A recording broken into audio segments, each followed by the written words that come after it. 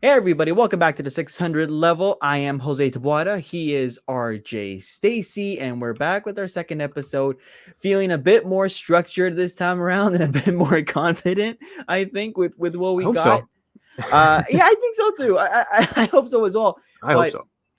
I mean, we said it last week that we picked an interesting time to start this up because it was just getting interesting with the Blue Jays, and a week ago we were like, you know what, this is getting fun. Let's see what's gonna happen. And now here we are a week later to holy hell, what happened in the best way possible as Jays fans, as this biased pod is going to be.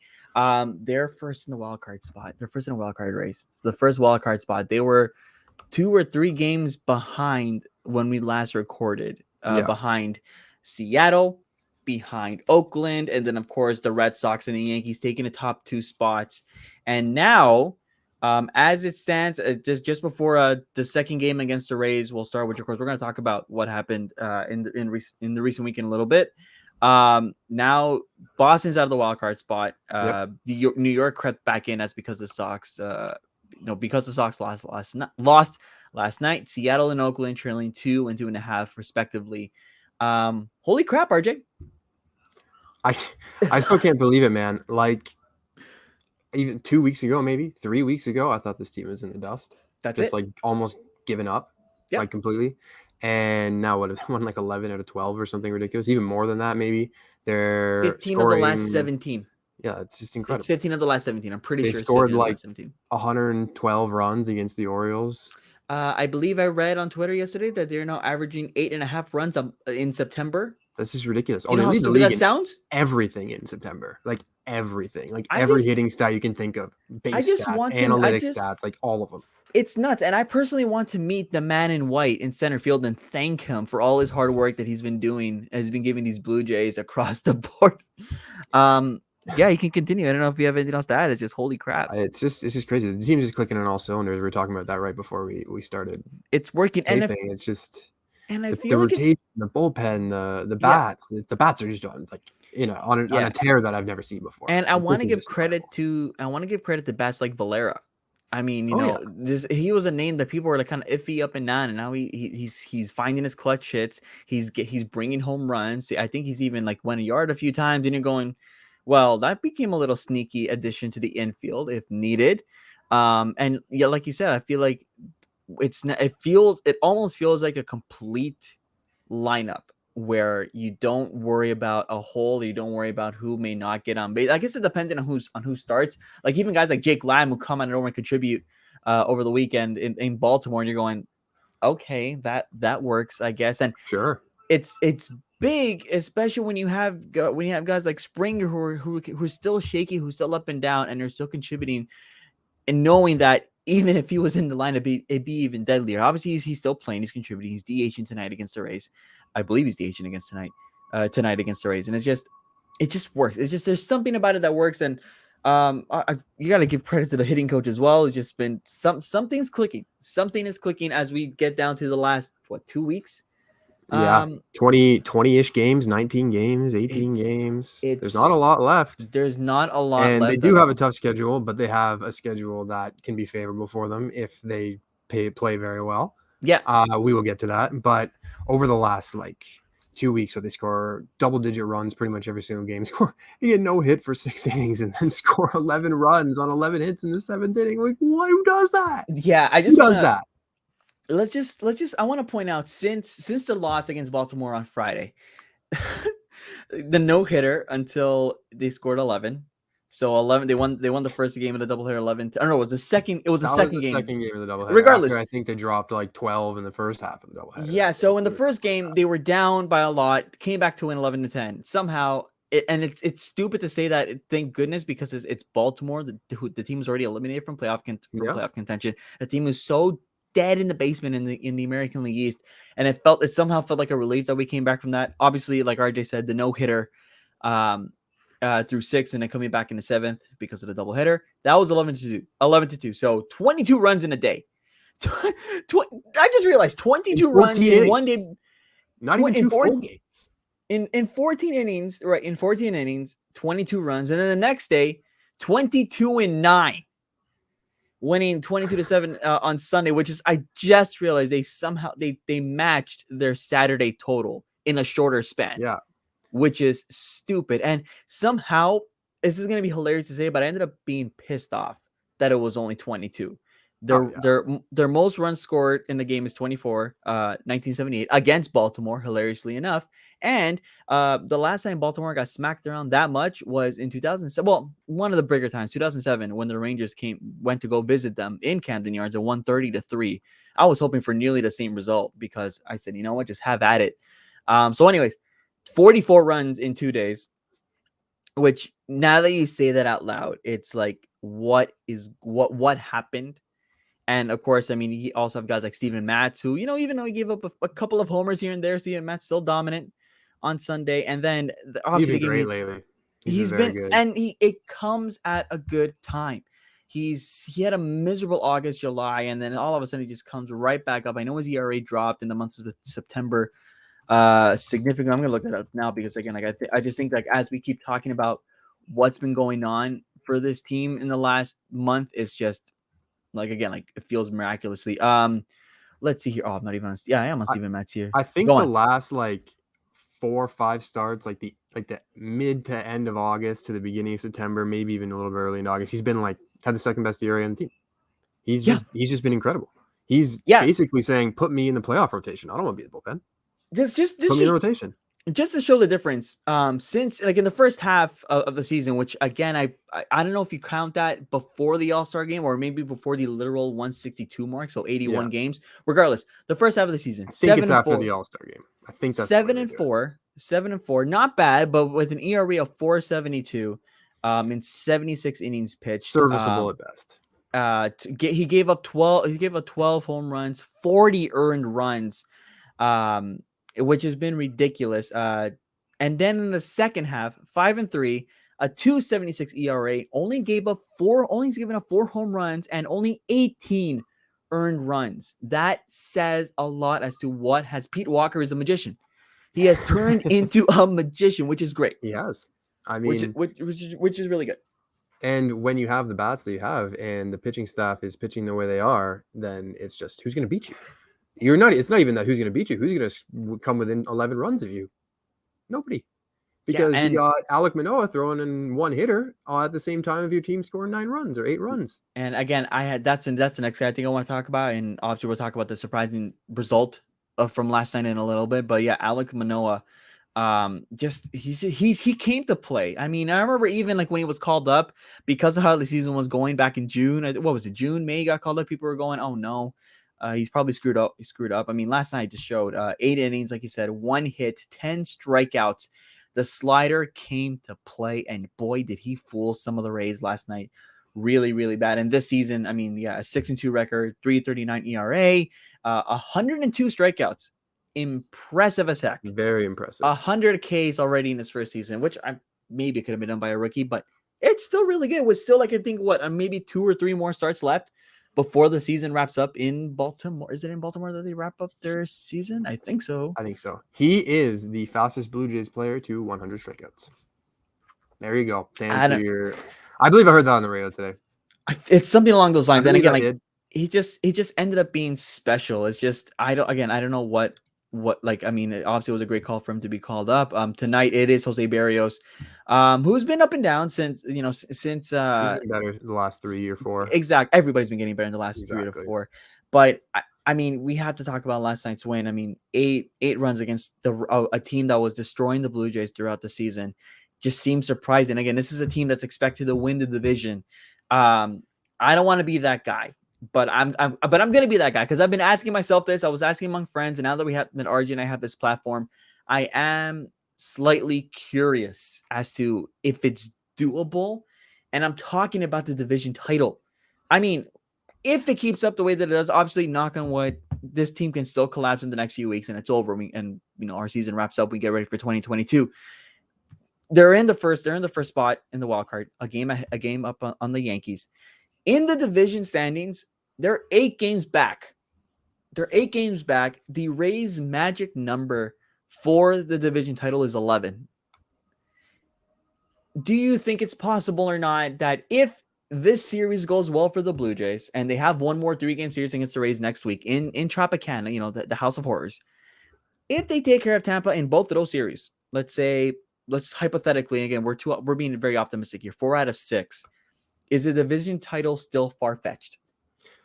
Okay, so anything is possible. In the words of Kevin Garnett back in the day, anything is possible. I almost said Kevin Durant. However, is it unlikely? Yes. If we, what did you say? 4-2, win 4 to 6. If we go 4-6, because if we go 4-6 against the Rays, we are not winning the division.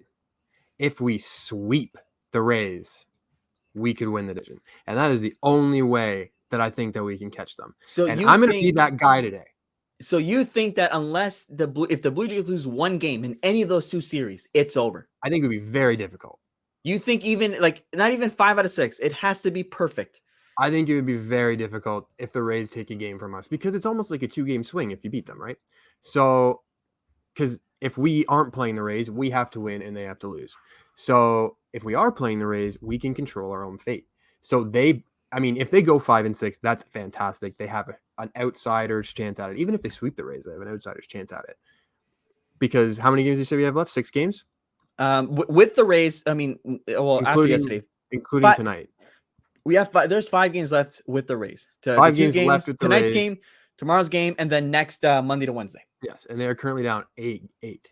They're down 8 games with the magic number at 11. So if they win all 5, they are down 3. So that's basically, if we win them all, if they win the rest of them, they're down 3, and then you kind of have to hope that in the other 14-ish games, the Rays lose to some teams that they're better than. Well, here's who's left aside for the Rays. Here's who's left aside from us.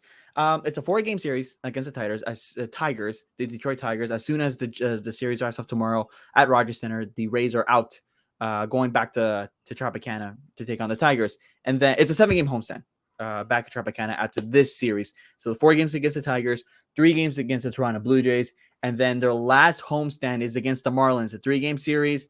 And then a 3-game series against the Astros. And then they wrap up the season with the 3-game series in New York against the Yankees. Okay. So, I'm not going to say it's not possible. Mm-hmm. It is like 1% chance. I don't know what the statistical chance, I'm sure Fangraphs has it or something like that. You probably can look it up, what our percentage chance is. Yeah, I'm curious. I'm genuinely of curious. Winning the division. But I think for it to actually be in true play and actually give it a real chance, because they've made up a lot of ground on the Yankees and Red Sox over the last little bit, because they got to play the Yankees and Red Sox.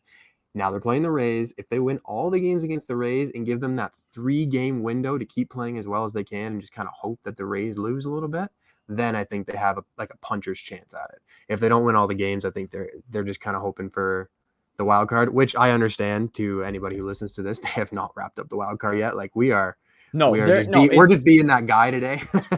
Yeah, that's hoping that we go after the division, which is very far-fetched. You could probably make a lot of money off that if you bet on that right now. But it's obviously far-fetched. But way before, I forgot about this, but before the season started, I think at the end of last year, I had extra money left on Bet365. Put $5 on the Jays to win the division, $5 on the Jays to win the pennant, and $5 on the Blue Jays to win the World Series. Parlayed together? No, separately. Or all separately. Okay. They're all separately. Why not? Which in hindsight sounds very stupid. Very stupid. They got a chance at 2 of those 3. I mean, 3 of the 3. And 3 of the 3. That's what we're talking about today. 3 of the 3. 3 of the. They've got a chance at 3 of the 3. I'm trying to see. Here we go. Yeah. Well, you said probably under 10%, right? 1%, 2%. 1.6% to win the division. Somehow you nailed that. There's a 1.76% chance to win the division. The Rays have 97.7. The Red Sox at 0.2. The Yankees at 0.5. So they're giving them a little bit of a chance still. They're actually saying there's a chance for the Yankees and the Red Sox. Very under 1%. Yeah. And of course the Fangraphs gave the Blue Jays a 72.6% chance to make the playoffs, which again that's where we're at now, eh? That's where we're at. Yeah, we went from about 40, I think last week or the week or so, 40 to 45, to now 7 to above to a B minus. To a B minus. Okay. I don't know. I mean, look, I mean, when you put it like that, and then you look at the Rays schedule, I mean, obviously a 4-game series against the Tigers at this stage is it's very crucial. But assuming that the Blue Jays continue their hot streak and they continue to win series, because again, if they win today or if they win tomorrow, this is their 6th straight series wins for the Blue Jays. If they just keep winning series, I don't want to say it's impossible. So I don't want to say I don't want to say it's impossible, but I mean, I just feel like there's some weird chance all of a sudden, or so. I want to revisit this next week because I don't know why, but I feel like there's some hope for that division title and get We're out of that planting wild our card. flag right here. Yeah, just It as what is it today? the September 14th. 14th. We got, I want to say 19 games left. 18 games left, 19 games left. I have hold on, The the Blue Blue Jays Jays are schedule. winning the division. Two. Come back to this next week. 18 Come back to this games. in 18 games. We have 18 games left. The Jays are the best team in the American League East. It No, might be a little bit too late I'm not. to No. show I that, hold on. but Wait. right now they are the best team in the American League East, No. and they are going right at the Rays. They're going to win Okay. 5 games against the Rays, and they are going to win the division. I'm just saying, I mean, like, it would be a great scenario for the Blue Jays to escape a wild card spot, sneak a division title, and gain home field advantage for and avoid Tropicana. Because I mean, probably by the time we get to Tampa next week, given their bad history within Tampa, it's like, it's and I think Very unlikely. that's also what I would want to avoid too, is like, holy crap. Right. And I think the weird thing is I don't even think that the Rays even have a chance to get out of the number 1 spot. Like, I think it's practically theirs. Is it not in for the AL? in the AL? Yeah. Yeah, I mean, the Astros got what, 5? They're 5 games behind. I mean, if the Jays can help the Astros out. If the Jays win 5 games, then the Astros get hot. I mean, it's definitely possible. It's I'm trying again, the Rays have to play the Jays twice. The Rays got to play. I mean, the Jays are by far the hottest team in the major leagues, and the Rays have to play them in 5 more games. Like, it's very possible that the Jays win 3, 4, 5 of those games, and then the Astros start to sneak up on the Rays a little bit. I'm trying. Where the heck is the MLB playoff picture? I hope that doesn't happen because I hate the Astros with absolute passion. Sure. I hate the Rays too. Like, they can both just suck. I'll say that's the way I'll play. without a doubt. Let's see here. Okay, obviously, I'm just trying. Yeah, it's oh my god, without a doubt. Yeah, the Rays easily in first place. In the American League, I don't even think there's a chance for in the league here. Houston's in second, Chicago's in third. And the Astros are 4.5 games back behind from first place. It's very unlikely. In fact, I mean, hey, the Astros and like I said, the Astros and the Rays do face each other. Yes, they do. Yeah, they do. So I mean, it's not out of the question. And again, not. the Astros are going to want to beat the Rays. So if the Jays can win 5 games against the Rays, I mean, let's just start putting things together here. That's what I'm trying to say. They swept the Yankees. They can sweep the Rays twice. I'm talking crazy, and it's again 1.6%. It's most likely not going to happen. We're giving them 10% today. It's been coming to mind in the last few days. I was talking with a bunch of friends of mine, and I'm like, you're in a unique spot here, folks, and I don't think many people realize it because the Rays are the Rays. But after last night's a big 8-1 win, and the game, at the time of this recording, then the game starts in a half hour. Who knows? They're just so much more talented than that team, man.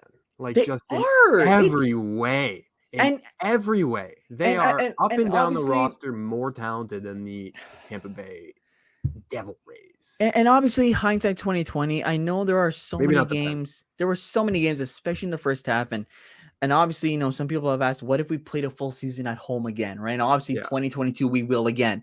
But what if the Jays went back home right at the start of the season, or what if they left Buffalo earlier? Who knows, right? But like I said, I mean, I think at the end of the day, what you don't want is to face the Blue Jays at home, because at home they are. I mean, mind you, they've been a great away team, and taking care of the Yankees, sweeping the Yankees, I should say, and sweeping the Athletics on the road.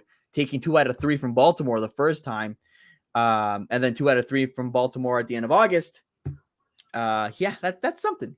That says a lot. So they're again, they're clicking on all cylinders. So we'll see what happens as it gets as we get closer to October. Of course, when we're back next week, we'll see how stupid I sound with this division hypothesis theory. Our last topic that we want to talk about, though, I do want to switch topics here because For sure. I saw something today. It caught me off guard, and I don't want to say it caught RJ off guard, but it was. I realized that the race for the American League most valuable player, the AL MVP, is closer than we thought. If that makes sense, specifically, I need to look at, obviously, again, we need to look at our boy Vladdy Guerrero. I did not realize, again, up until today, until Sportsnet threw a stat up, that Vladdy's leading 2 of the 3 for a triple crown. The only place where he's not leading in the triple crown is the RBIs. He's 4 behind to tie Jose Abreu of the White Sox with 107. Vladdy's on 103 RBIs. Home runs. Vladdy leads the way with 45, who can most likely become the first Blue Jay to hit 50 since Jose Bautista in 2010. And as for his batting average, Vladdy Guerrero is at 318. And of course, who's he up against? Shohei Ohtani of the Los Angeles Angels, who, of course, most likely will be the MVP because of what he does on the mound and up at the plate. It's special to see what Ohtani's been doing. He's batting 259, 44 home runs, 94 RBIs. He has more strikeouts still than Vladdy, significantly more strikeouts. Batting average, nowhere close. Actually, one of the things that comes close is home runs and Ohtani slugging, because Ohtani's average is at 259 to Vladdy's 318. His on base percentage is 361 to Vladdy's 407, and Ohtani plays almost every day in the DH spot, unless he's on the mound, and regardless, he's still batting. So he is getting his at bats. Shohei 475, Vladdy 538. Is there a race for the American League MVP, or does Ohtani have this in the bag? I'll lead off by saying I hope Vladimir Guerrero Jr. wins the MVP. For sure. This is a Blue Jays podcast. We love the team. I would love to see it happen. It's not gonna. It's not. It's just not.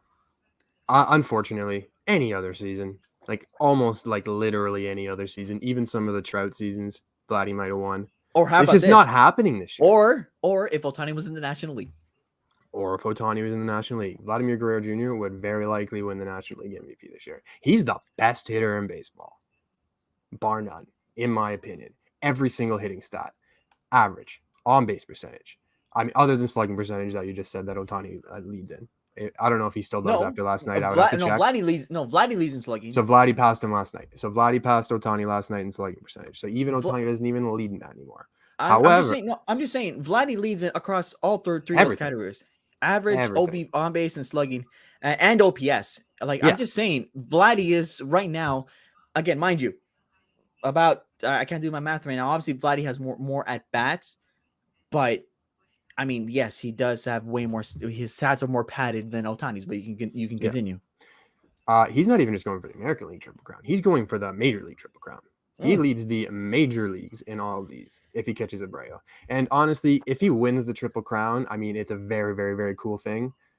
But, I mean, if he loses to Abreu by 2 or 3 RBIs, is he really a worse hitter than if he got the... Of course not. Like, Abreu is not a better hitter than Vladimir Guerrero. No. So I would love to see him get the Triple Crown because it is an accolade that not very many people have gotten. And he just leads everything across the board. Of course, Miguel Cabrera last getting it. Miguel Cabrera of the Tigers last getting it in 2012, and before that, I think it was about 50 or 60 years. But before the Triple Crown winner before that, I'm gonna look that up as you continue. And I'm not gonna lie, when Miguel Cabrera won the MVP, I thought Mike Trout had a very, very good case. A very good case. With me in 2012. Was it 2012? Yes, 2012 when Miguel Cabrera won it. By the way, before Miguel Cabrera, Carl Yastrzemski. Yastrzemski, sorry, 1967. 1967. See, when Cabrera had the Triple Crown, I said, forget Trout. it's a triple crown, and he did it for the first time since 1967. Yeah. F off. Mind you, I had people respond to me saying, Jose, have you looked at Trout? I'm like, I have, but you don't acknowledge and you don't reward something that hadn't been done in over 50 years. You just don't. Or sorry, not over 50 years, nearly 50 years. You just don't. But at the same So time, there was stats that Trout let in that he beat Cabrera in by a lot. So I mean, there's 3 other stats that Trout might have been in the lead in. So I mean, what if that was the Triple Crown? But it's not, obviously. But if you understand what I'm trying to say there, like Trout was very, very good as well. I have no problem with Cabrera winning MVP. Trout has won many MVPs since then. exactly. But the point I was trying to make, to tie it back to what today's conversation is between Vladdy and Ohtani, is that even though Vladdy may win the Triple Crown, it's just not going to matter, because what Ohtani is doing, and it's not even just that it's never been seen before. It's just he's doing both on a level. It's not even just that he's an amazing hitter and he just pitches at the same time. He's an amazing hitter and he's an amazing pitcher. He's not like top 5 pitcher in the major leagues. He's not a top 10. He's probably borderline top 10 pitcher in the major leagues, starting pitcher in the major leagues. But dude's pitched 100 and I got it right in front of me at some point in time. He's pitched over 100 innings. I don't know the exact number off the top of my head. He's got more strikeouts than innings pitched. He's got a mid-3s ERA. He's hit 44 home runs. Like, this has just not happened before. This guy is not just one of the greatest baseball players in the league today. This guy's one of the best athletes I have ever seen. Yeah, go ahead. No, I'm just saying we haven't seen, I think, in any sport, in any like of the big league, especially in the big league, in the big 4 in North America, we've seen somebody do what's as close to as Ohtani. And of course, obviously, we're of this this generation's baseball fans. Like, obviously, we clearly never lived through the likes of Babe Ruth and those generational players of the early like 1900s. I mean, and what they did was just obviously superb. And when we have people comparing Ohtani to what the Babe did, for example, then it says a lot. It says a whole lot. And if you go look at Babe Ruth's baseball reference page, he wasn't doing both at the same time at the level that Shohei Ohtani is doing both at the same time. Nope. Babe Ruth hit over 700 home runs. He was also a very, very good starting pitcher at the beginning of his career. He wasn't doing both at the same time like Shohei Ohtani is. And that's what makes this guy so different. And he's not just fine at both. If he was just fine at both, then yeah, he wouldn't be the most valuable player. He's amazing. Incredible player in his own right. He is probably a top 5 hitter in baseball. He is a top 15 or so pitcher in baseball. He leads the league in both WAR categories. If you want to go into the analytic part of it, when you combine his pitching and hitting WAR, he's the best in both. And it's just, he's just out of this world. And I love Vladimir Guerrero Jr. He is the best hitter in the league. He's going to be one of the greatest hitters ever, probably, if he stays healthy.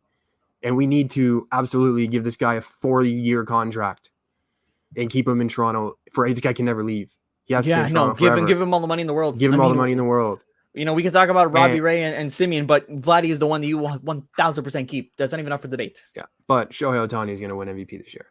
However, I understand the argument that, well, if Ohtani wins this year, does he ever lose? If he just does this every year, does he ever lose? I had a conversation on Twitter with one of my friends from a long time ago that I used to play basketball with. He says it's just kind of like Russell Westbrook in the NBA, where he got the triple-double, won MVP, and then they kind of realized that he shouldn't have deserved it and never gave it to him again. Is that going to kind of be the same thing with Ohtani, where he absolutely deserves it, in my opinion?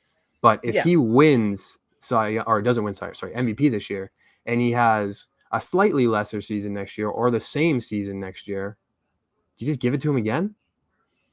You kind of have to, right? Yeah, it's or does it just kind of get repetitive at that point, because he's the only guy who does both? So doesn't it? Like, I feel like, I mean, again, like we're acknowledging that Ohtani's most likely going to win, but you're right in a sense. And all of a sudden now this is a standard for an MVP, which is scary because nobody else is going to do it unless somebody else comes out of nowhere. But at least for the foreseeable future, we're not going to get that dual player. And so if we don't, then all of a sudden we may have people, I'm not saying that we may have people that go, well, they didn't pitch and bat at the same time. Why should they get MVP? Which is ridiculous. Exactly. But then again, there are people and I've seen arguments like this on social media. There are people that say, hey, isn't the MVP the player who brings the most value to the team and not about the stats? And if you were to go to that category, then obviously 1,000% you can ignore the stats and give it to Ohtani because of like how he keeps the Angels alive despite always having mediocre seasons left and right and not giving the support that Mike Trout deserved. And yet the Yep. guy signed I it. mean, now he's hurt, which just, of course, that And, happens to the and Angels. the guy signed such a long contract. I feel so bad for Trout. I wish he Yeah, left. I wish I I know. really So wish he badly left. wish he left. But yeah, when you put it like that, that's an interesting concept. And I don't know. And I mean I that's But there's also no guarantee at all that Shohei Ohtani hits 40 home runs again next year. There's no no. guarantee at all that Shohei Ohtani's ERA is under 4 next year, let alone at the same time. There's no guarantee that Ohtani makes it through the season healthy next year. That is why you have to give Shohei Ohtani the MVP this year. Even if you think that, well, what if he just keeps doing this for the rest of his career? Well, if he keeps doing this the rest of his career, he's the greatest baseball player of all time. Yeah, exactly. No big. He's already the best player in the league. He does both. Like, yeah, I'm exactly. Sorry, I love Vladimir Guerrero Jr. He's going to be the best hitter in the league for the rest of his career. Yeah, but Ohtani is the only player that has ever done this. He is one of the greatest athletes ever. Exactly. And again, he's a truck. And again, we know what he's just a beast. He's huge. He's a monster. He can do both. I heard he's attractive. I said, no, Vladimir, come on. That's a different time. It's just completely different podcast. Yeah. Look. I said he's a truck. He's a truck. Oh, he's a truck. Oh, he's like a monster. He's like 6. I mean, we'll get into his looks later. But look, what I'm trying to say, I mean, we're not like putting aside what Vladdy's doing. What Vladdy's doing is the greatest hitting season I've ever seen. Yeah, it's unbelievable. And again, obviously, I think if he keeps doing what he does, he becomes he is a triple crown winner. Hits a lot of solo home runs. So if he was managed to connect while people were on base, it's a different ball game. No pun intended. It would make sense, but again, you don't not reward what Ohtani has brought to the table. And honestly, I feel like this is going to be the one case where stats won't matter, which is a good thing, but for this season only. And I feel like next year, maybe the stats won't matter, as stupid as that sounds, if that makes sense, because like you said, there's going to be some sort of precedent. And then if Ohtani doesn't match what he did this year, then is it even a success? Is it a failure? You know what I mean? Like it's a weird situation, but I do think that this is, you have to do it. And if I'm going to say that, I'm going to go as far as saying that if Vladdy wins, then Ohtani got robbed, which is hilarious to say. As a Jays fan, we're going to be like, yeah, the world's going to hate Toronto. And I don't think so. I think maybe a triple crown would move the needle maybe a little bit farther. Like Ohtani's, I think you'd get more eyes on it if you won. Yeah, exactly, more eyes. I think that the narrative would probably get. I think that the MLB would like Vladdy to win the triple crown, so they can kind of push Ohtani having a actual competitor in the race. Sure, like kind of, because right now it's a runaway until Vladdy kind of had a crazy last couple weeks. Exactly. I don't know, but I just think that, as Jays fans, I think it's just maybe the mature thing, because I know there are a lot of fans that are saying Vladdy because of the stats, Vladdy because of the stats. Again, warranted. But Ohtani's got great stats too. Exactly. Ohtani's got great stats. I mean, yes, less plate appearances, less at bats, and you kind of wonder what if Ohtani was on par with Vlad if he wasn't pitching. I'm pretty sure. Oh no, if Ohtani didn't pitch, he wouldn't even be in the conversation. He'd just be a runaway. It'd be a runaway. And again, mind you, less at bats, nearly the same amount of home runs as Vladdy, or rather, Vladdy caught up to Ohtani because Ohtani had the lead for a while. If Ohtani had more at bats, he steals that. I think that's a great way to look at that. Take away the pitching and look what he does. Look what he does at the plate. In less at bats than Vladdy. Enough said. Like that alone deserves the MVP. Again, we love Vlad. I bought a Vlad jersey recently. I'm very happy with my jersey because Sport Check messed up their online website and I got it for like next to nothing. But you also just gotta appreciate and acknowledge what Ohtani's doing, what he's done, and what he can be for the future of Major League Baseball. He's got to stay healthy. It's going to be very difficult for that man to stay healthy, which is why this season's so impressive, because there's no guarantee at all that he's going to be healthy, because he hasn't been healthy his entire career. This is the first time he's ever actually gotten through doing both at the same time. Yeah, and he's always had issues before. And obviously, I think even at the start of the season, I had like my skeptical. I'm like, well, if he's going to be batting almost every day and then going back to pitching, is his arm resting? Obviously, with the motions and everything, with the strength, like, will it catch up? Thankfully, it didn't, because it's been so much fun to see what Otani's been doing. But like I said, you just do not give it a Vlad, unfortunately. As weird as that is to say, you just don't give it to him. You give it to Ohtani. The conversation will go, and I feel like if Ohtani does win, and I don't know if it's going to be one of those like decade long arguments. Oh, but Vladdy should have like Mike Trout and Miguel Cabrera in 2012. But it's got to be Ohtani.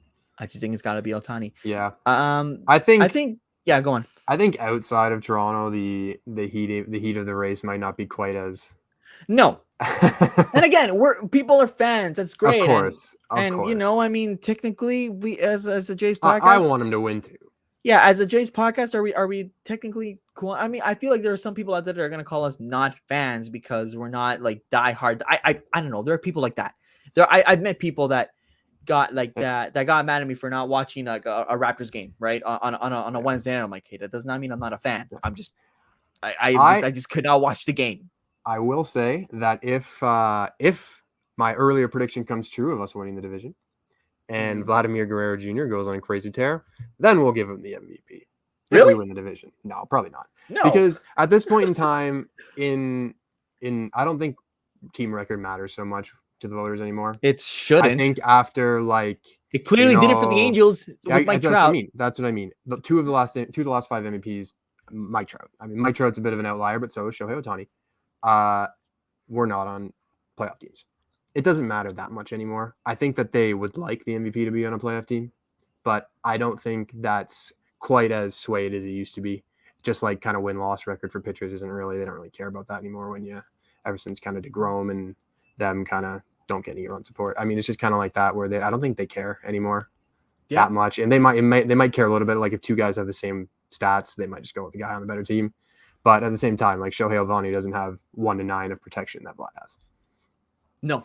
Which is why his RBI numbers are never going to be as high as Vlad's, because he just doesn't have runners to hit in. And Vlad's which again, it's the greatest 1 to 9 in baseball. Like I said, which is unfortunate because again, like guys like Trout, guys like Ohtani are so great, and yet I don't know what the Angels are doing, but we're a Blue Jays podcast. I'm sure there are 2 other fans somewhere doing the same thing that we're doing about the Angels and hopefully being mad at management. I would be. It's probably been mad for like 10 years over there. Yeah, they made probably. the playoffs once since they've got Trout. Just before we go, end off on a positive note. In the last 30 days, the Blue Jays playoff percentage hopes went up 46%. In the last 30 days, in the last 7 days, 45. So wow. Yeah. 7 days? In the last 7 days, it went up 45%. 45%. In the last 30, it was 46, but the 7 days is a bigger story. The Yankees in the last 7 days, minus 23%. Red Sox. They're a bad baseball team, man. Red Sox minus 16. Yankees suck. Yep. It's not a good baseball team. Can't field, can't hit, can't pitch. Actually, chance. With the Red Sox losing last night and the Jays winning again in that 1 day playoff odd, the Red Sox went down 14% and the Yankees went up 6.6 because again they got back in the wild card spot. But that's just I think that's how I want to end off today, because that is absolutely hilarious. We'll be back next week. I think we'll try to be back. We should do this. We'll try to do it Mondays. I think Arch and I have been talking. I think we're going to try Mondays. Tuesdays obviously the latest, so we can get a feel of what's going on in the week or what happened in the week of. But when we come back, we'll see how stupid I was with the division title hopes. And then as it look, and again, maybe get ready for a potential playoff run and get our postseason merch. God, I want merch. Just give me more merch. I don't need my money. Just spend. Give me caps with postseason. Merch. Just give me caps with postseason patches, and I am happy. Sorry, before you sign off, if that wild card game is in Toronto, man. It's funny. No way I'm not there with more merch. There's just funny. No way. I have a friend of mine that I know, like, I'm sure you guys we would want to go together because I know we have our 2 other friends, but a buddy of mine from college, we made a pact in July or in June, I think, that if the Jays make the playoffs, a wild game or not, we're going together. And I would 100% honor that because it may be the big stadium, the more the merrier. I've never been to a playoff game being the big fan that I am. I missed 2016. I missed 2015. I think I deserve at least one, and to cry for a win or a loss in person instead of in front of my TVs. Let's call it there. For RJ Stacy, Do the honors, my guy. For RJ Stacy, I'm Jose Tabuada. We will see you guys next week. Have a great one. See ya.